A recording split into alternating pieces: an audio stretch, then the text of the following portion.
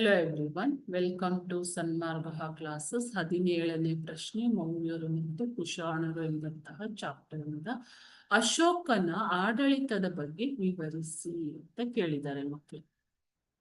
ಅಶೋಕನು ಮೌರ್ಯ ಸಾಮ್ರಾಜ್ಯದ ಪ್ರಸಿದ್ಧ ರಾಜ.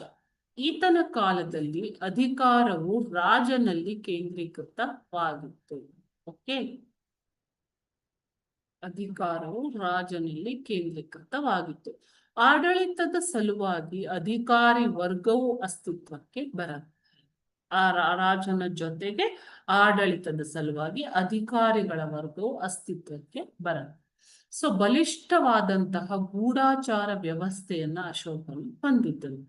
ಸಾಮ್ರಾಜ್ಯವನ್ನ ಅನೇಕ ಪ್ರಾಂತ್ಯಗಳಾಗಿ ವಿಭಾಗಿಸಿ ಯುವರಾಜನನ್ನು ಕೂಡ ನೇಮಕ ಮಾಡ್ತಾರೆ.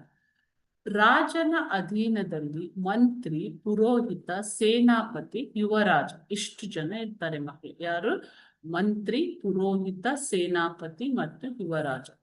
ತಕ್ಷಶಿಲೆ, ಉಜ್ಜಯಿನಿ, ದೌಲಿ, ಸುವರ್ಣಗಿರಿ ಮತ್ತು ಗಿರ್ನಾರ್ ಆಡಳಿತದ ಕೇಂದ್ರಗಳಾಗಿದ್ದವು. ಏನಾ? ರಜುಕ ಮತ್ತು ಯುಕ್ತ ಎಂಬ ಅಧಿಕಾರಿಗಳನ್ನ ಅಶೋಕನು ನೇಮಿಸಿದ್ದನು.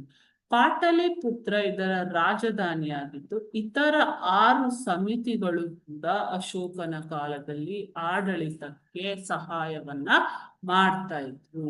ಈ ರೀತಿ 6 ಸಮಿತಿಗಳನ್ನ ಆತ ನೇಮಿಸಿದ್ದನು. ಓಕೆನಾ?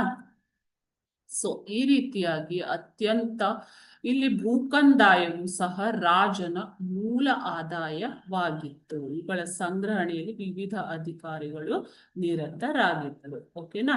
ನದಿ ಹಾಗೂ ಭೂಮಾರ್ಗಗಳ ಮೂಲಕ ವ್ಯಾಪಾರ ಹಾಗೂ ವಾಣಿಜ್ಯದ ಮೇಲೆ ಹತೋಟಿಯನ್ನ ಸಾಧಿಸಲಾಗಿತ್ತು. ನದಿ ಮತ್ತು ಭೂಮಾರ್ಗಗಳ ಮೂಲಕ.